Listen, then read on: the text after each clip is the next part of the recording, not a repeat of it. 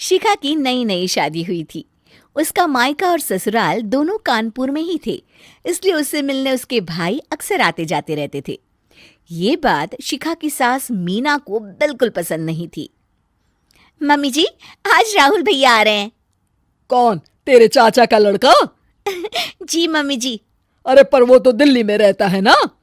हाँ मम्मी जी, उन्हें कल सुबह दिल्ली के लिए निकलना है, तो वो आज मुझसे मिलते हुए कल सुबह यहीं से निकल जाएंगे। हमने तो धर्मशाला खोल रखी है ना। कुछ कहा क्या मम्मी जी? मैंने कहा हाँ हाँ, आने दे तेरे भैया को, जमकर खातिरदारी करेंगे। अब तो कुछ करना ही पड़ेगा, इससे पहले कि मेरा घर धर्मशाला बन जाए। ये कैसी बातें कर रही हो मीना? सच ही तो कह रही हूं। अभी इसकी शादी को साल भर भी नहीं हुआ और आए दिन इसके घर वाले आ धमकते हैं। अरे तो क्या हुआ, वो इसी शहर में रहते हैं तो हाल चाल लेने आ जाते हैं। इस बार मैं उनका हाल और चाल दोनों ही बिगाड़ दूंगी। अब बहुत हो गया जी। अरे ये कैसी बातें कर रही हो, हे भगवान, बस आप तो देखते जाइए। शाम को राहुल आता है। नमस्ते आंटी, कैसे हैं आप लोग? हम लोग तो ठीक है, तुम कैसे हो बेटा? मैं भी अच्छा ही हूँ आंटी। बस आज रात के बाद नहीं रहोगे। चलिए भैया, मैं आपको हमारा घर दिखाती हूँ। रात में खाने के टेबल पर शिखा, रोहित कहीं दिखाई नहीं दे रहा। जी भैया, वो ऑफिस के काम से बाहर गए हैं, कल शाम तक आएंगे। अच्छा अच्छा। बेटा, क्या तुम भूत प्रेत में मानते हो? नहीं नहीं आंटी जी, पर अचानक आपको ये ख्याल कहाँ से आ गया? पता नहीं क्यों, कभी कभी मुझे लगता है जैसे रात के समय बैठक में कोई घूमता रहता है। ये आप क्या कह रही हैं मम्मी जी? हाँ, तुम लोग घबरा ना जाओ, इसलिए मैंने आज तक इस बारे में कुछ नहीं कहा। ये आपका वहम होगा आंटी जी, ऐसा कुछ नहीं होता। हो सकता है। चलो अब मेरा सोने का टाइम हो गया है तो चलती हूँ मैं। शिखा बेटा, राहुल के सोने की व्यवस्था वहीं दीवान पर कर देना। जी पापा जी। अब चलिए भी। अच्छा, तो बैठक में सोने वाले हैं साहबजादे। क्या बड़बड़ा रही हो? कुछ नहीं, आप सो जाइए। मीना और महेश के सोने के बाद शिखा और राहुल आपस में बात कर रहे होते हैं, तभी डोरबेल बजती है। अरे आप! सरप्राइज! काम जल्दी खत्म हो गया तो मैं आज ही चला आया। ये तो बहुत अच्छा किया।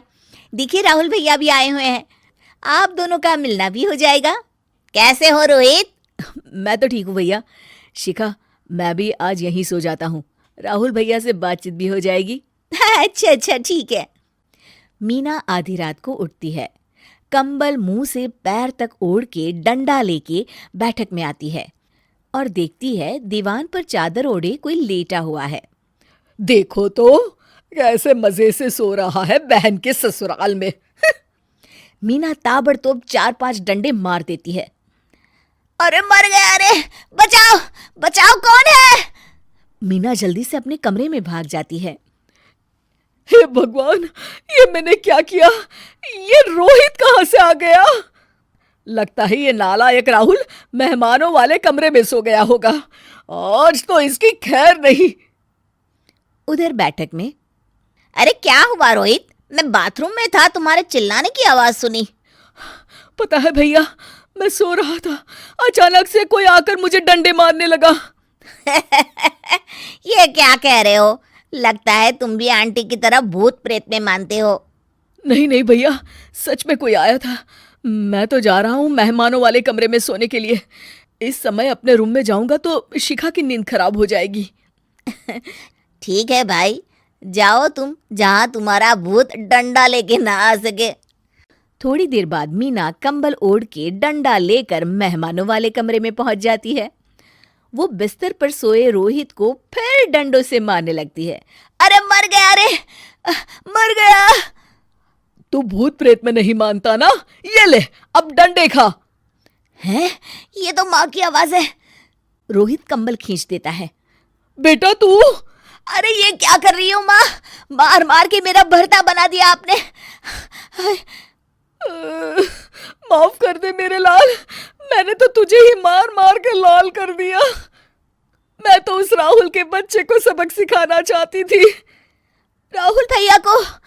हाँ बेटा, मुझे लगा अगर उसे डंडे मारूंगी तो शिखा के मायके वाले यहाँ आना छोड़ देंगे। हे भगवान, माँ, ये घर शिखा का भी है, उसके घर वाले जब चाहे आ सकते हैं। हाँ बेटा, आज मुझे भगवान का इशारा समझ में आ गया। मैं कितना गलत करने चली थी और अपने ही बेटे को चोट पहुंचा दी। अब चुपचाप जाके सो जाओ माँ, और किसी को कुछ बताने की जरूरत भी नहीं है। शिक्षा दूसरों का बुरा चाहने वालों के साथ भी बुरा ही होता है।